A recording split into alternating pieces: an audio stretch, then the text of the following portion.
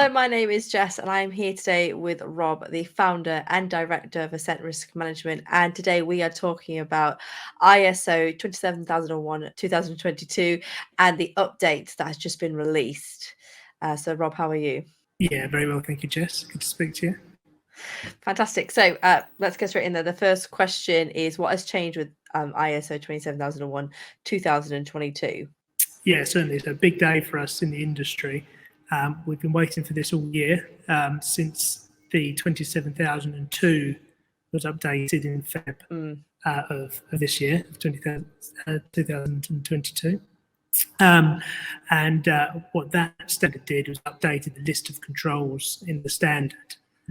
So we were expecting that there'd be a new version of 27001 coming out soon. And it is finally here in October. And we're very excited.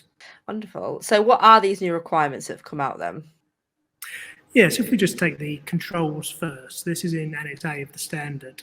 The previous list of controls was 114 of them, so quite a few. And one will know it's not just IT security, but it's information security in its whole. There's now, new version, there's 93 controls instead of 114. So they've been consolidated a little bit.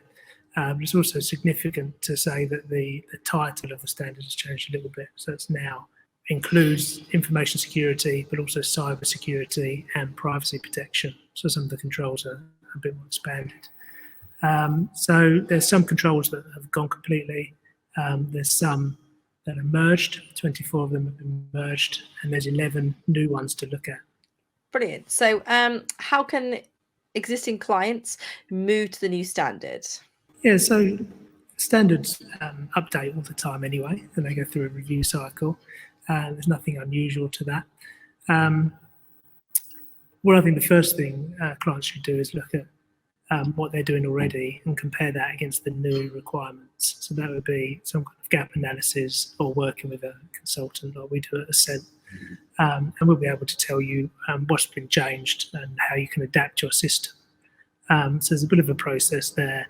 Obviously, there's some new requirements that's going to require some new policies or new processes to implement, and we can advise on that here.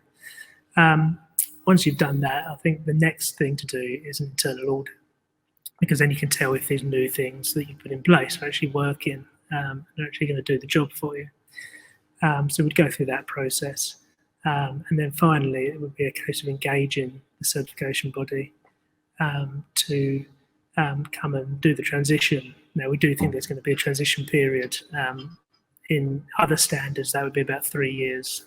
Not sure what that is in this case yet, but we hope to find out soon. Wonderful. And so clients, they can make this transition now. We don't have to wait until the cert bodies are ready. Yeah, they can do. They can make the change now. So obviously what you do in your own system is up to you. That doesn't affect your certificate. I think it's probably a good idea now that it's been published to start looking at it, because we know that those requirements are kind of set in stone for a while. So the sooner the better, really. Get a head start on it, I say. Fantastic. And finally, what does this mean for new clients? Well, I think new clients should obviously be adopting the new standard from the outset. And this, as we said earlier, is much broader now. It covers information security, but also cyber security and privacy. So much more holistic approach.